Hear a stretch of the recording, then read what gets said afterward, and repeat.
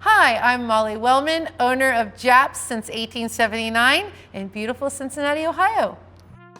Nearly 200 acres, 28 barrel aging warehouses, one legendary still house. Since 1879, the limestone-rich water of Tom Moore Spring has brought life to this valley land and incomparable quality to the spirits born here. 1792 bourbon carries the torch of this century-old tradition with flair. Named in honor of the year Kentucky joined the United States, 1792 is distinguished in every way. It doesn't look like other bourbons, it doesn't taste like other bourbons, and it sure doesn't act like other bourbons. Sophisticated and complex, 1792 is designed, bottle and all, to elevate everything it touches, to make the finer things in life, all the material trappings of success and defining moments of triumph, just a little finer. Art and science combined to produce a bourbon of substance and style. That is 1792.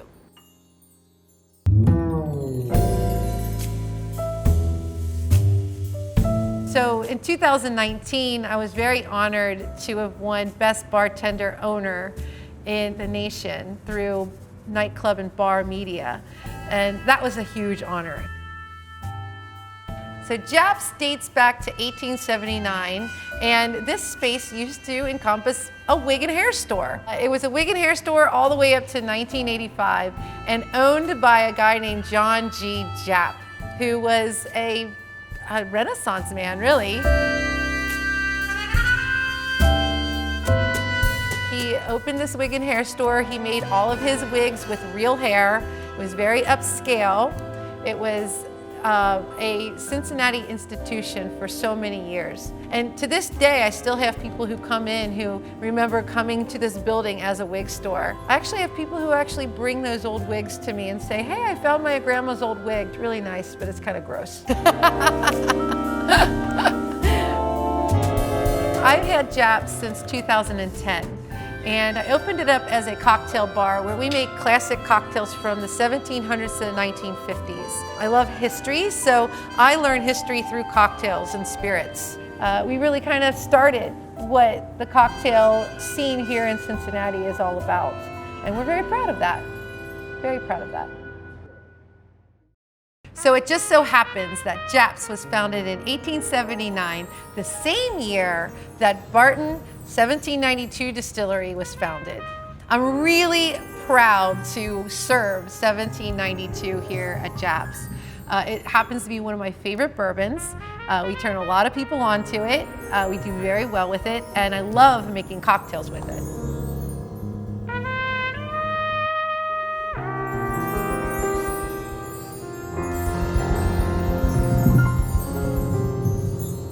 And it just so happens I have a very special guest here at Japp's today, Master Distiller Danny Kahn, the man behind all the award-winning 1792 bourbons. Hi, Molly. Hi. Great to be here. I'm glad you're here. I brought you something hopefully we can have some fun with. Heck yeah. 1792 Bottled in Bond. Yay. And the very special 1792 Full Proof. I love it. Thank you so much. Two of my pleasure. absolute faves. I love it. Excellent. I'm going to put them over here with their little friend, a small batch. There you go. All right, so I'm going to make an Avenue cocktail, which is a classic from 1937 in London. It's really good. So I always mix in a clear mixing glass because I want everybody to see what's going on. And that it's part of the ceremony. It really is. It makes for conversation, like, ooh, what's that, you know? So we're going to start with a 3/4 ounce of passion fruit, which is such a great ingredient. And then I make my own grenadine. We're just using a 1/2 ounce in here. Gives that beautiful red color. And grenadine is pomegranate? That's right. Okay. It's pomegranate syrup, is what it is. So next, we just need a dash of orange blossom water. Just a dash. Now, if you use any more of that, then it's gonna start to taste like an old lady with too much perfume on in an elevator. It just doesn't work, you know? Yeah, that's... Yeah. And then we're gonna use some apple brandy. And I'm using an unaged apple brandy. You can use aged if you want. So that's like a Calvados. It is like a Calvados, an unaged Calvados, yeah. I like to use American brandies when I can, especially when we're using bourbon. So then our main star of the show, our small batch 1792, which is gonna be perfect in this cocktail. What do you like about small batch 1792 in a cocktail? I like that it has enough complexity to hold up with all the other ingredients in this cocktail. Okay. You can still taste it, but it plays really well with all the other things in it. Yes, so yes. sometimes you'll use some bourbons and they might get completely lost with all of that going on in there. But the 1792, the small batch, it plays really well with all of this. You can still really taste it, and it turns into a whole nother art form. So I'm not totally familiar with all those ingredients, but 1792 being a high rye bourbon, I think lends itself really nicely to some of the flavors, some of the tartness I'm expecting from the grenadine. Yes. Some of the floralness. So I'm excited about this. I am very excited about this. I think you're going to love it. Let me get it nice and cold. Part of the ceremony. Yes, the sound, it is. I love that the sound. activity, sort of anticipation. It's my favorite sound in the whole world is a cocktail shaking. It really is. All right. Ooh, it smells so good. Okay, ready? It's pretty too. It's beautiful. You're gonna love this. The color is wonderful. It's a marriage of all the components you've added, and it's really quite nice. So I'm gonna give it a little taste test to make sure. Ooh, it's perfect. Oh, it's perfect. Okay, and here we go. It's the Avenue made with the small batch 1792. I'm very excited. I'm excited for you. Thank you very much. It's beautiful. You're welcome, my pleasure. Oh my goodness. So I always tend to pick up the aromas before I taste just to get an impression, and I learn a little bit more that way, so it's all part of the fun. That's awesome. I can see that being a master distiller and working with, you always have to work with your nose and your taste. Oh my goodness. That's so cool, huh? I would not have predicted how these flavors work together. Wow, there's layers upon layers. I certainly get the rye coming out of the bourbon. It's a big part of the mouthfeel and the flavor, but how it interacts with some of the sweetness and some of the tartness and the orange blossom is really quite amazing. It's just a touch, and I think that's really important. It's like painting a picture almost, but with flavors. Yes, that's exactly what it's art. Yeah, it is. The ceremony, the taste, the look, it's wonderful. Congratulations, this is fantastic. Thank you. This cocktail was created in London in 1937, and it was created it was one of the cocktails that was put into a popular book of the time called the Café Royale cocktail book, which is a classic among classics. So you need that in your collection for sure. It has some of the greatest cocktails, and this happens to be one of them. Awesome. And it's funny because the history is important. Across those years, across those decades, there's a lot of history. I know. And that's part of our craft that I appreciate, how the flavors work together. Yeah. The history, how we got to this point. So it's a lot of fun. I think so too. Yeah. I really do. That's awesome.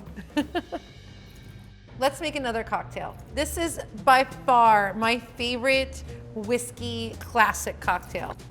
I'm excited about it. It's, if you love a Manhattan, you're gonna love this cocktail. So we're gonna make the classic from about the 1870s. It's called the Saratoga. All right, so we're gonna start with some vermouth. We're gonna use some sweet vermouth in this. So we just need a ½ ounce, not too much, but a good vermouth. And I know we've talked before about vermouth, about making sure it's fresh, making sure you use good quality. Yes.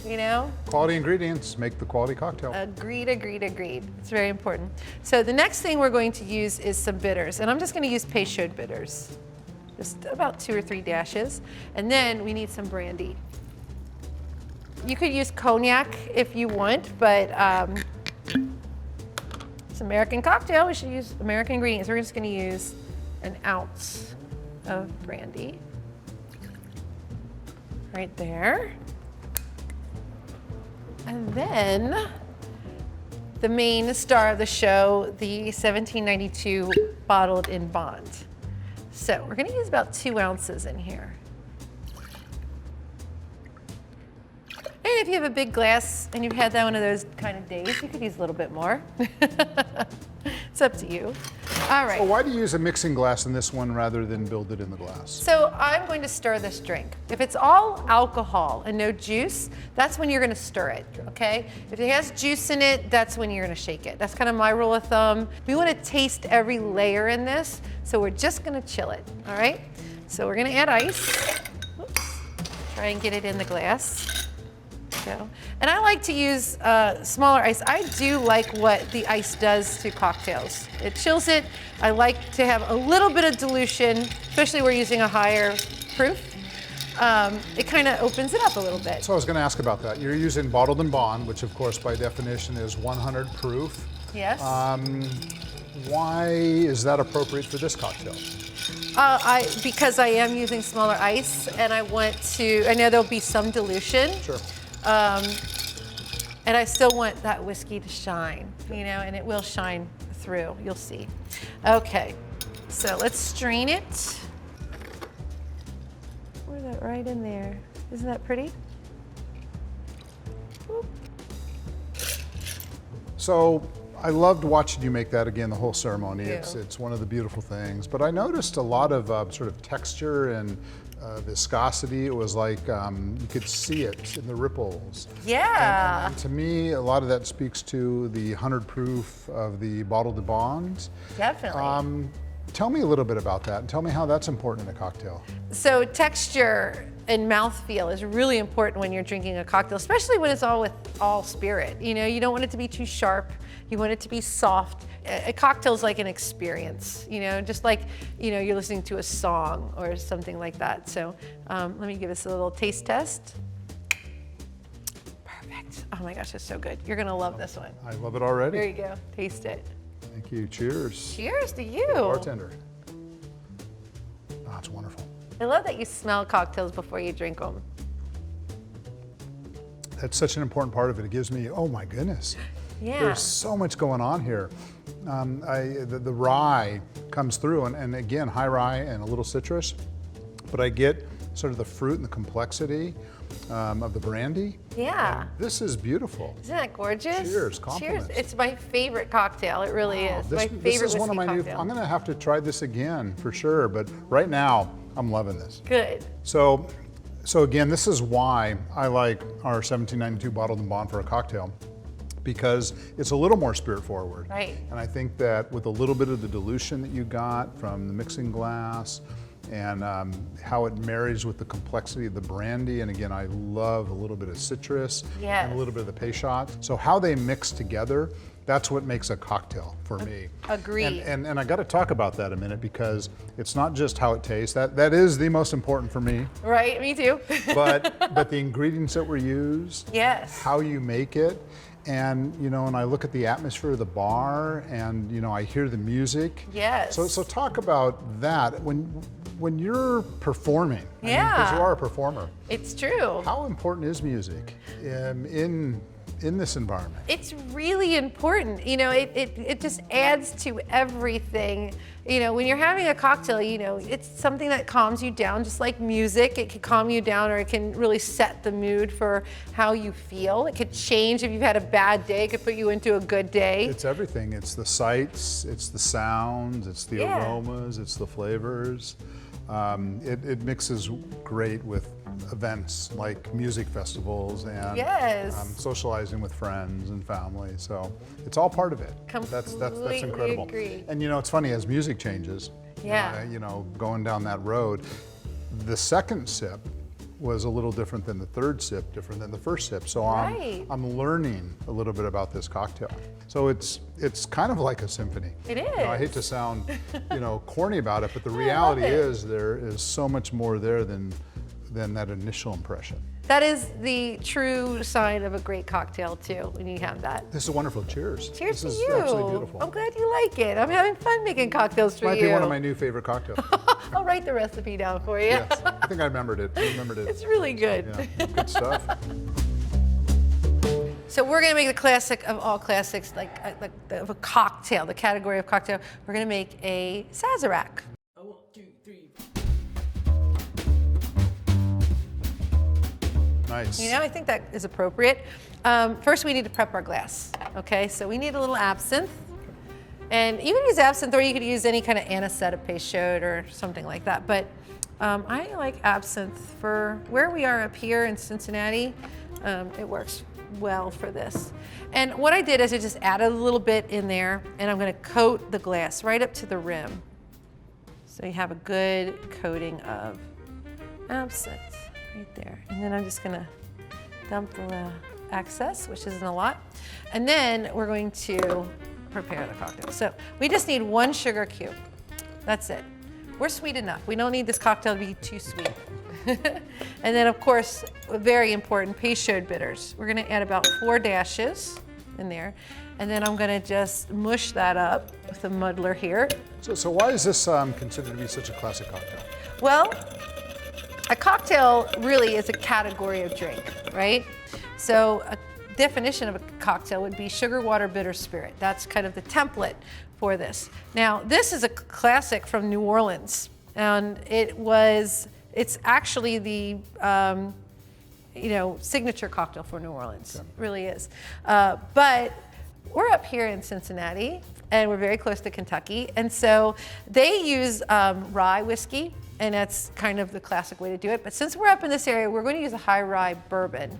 We're going to use this 1792 full proof, which is just magical in this drink. It really Great is. choice.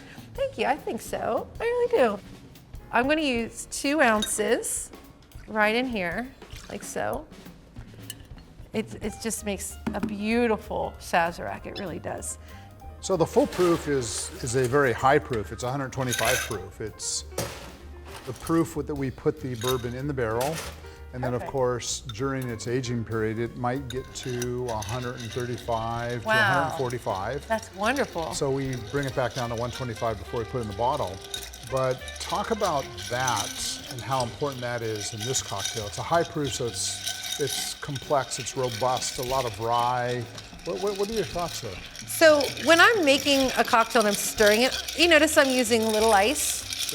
So the little ice is actually going to dilute this a little bit down. Not too much though. You're still going to get that whole body of that high proof.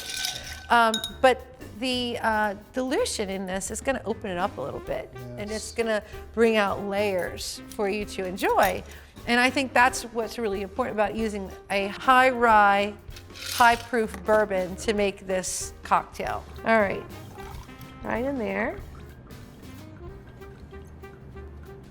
It really is awesome. So bourbon fans love 1792 full proof. Now, a lot of people will say, you shouldn't put a bourbon of that caliber into a mixed drink.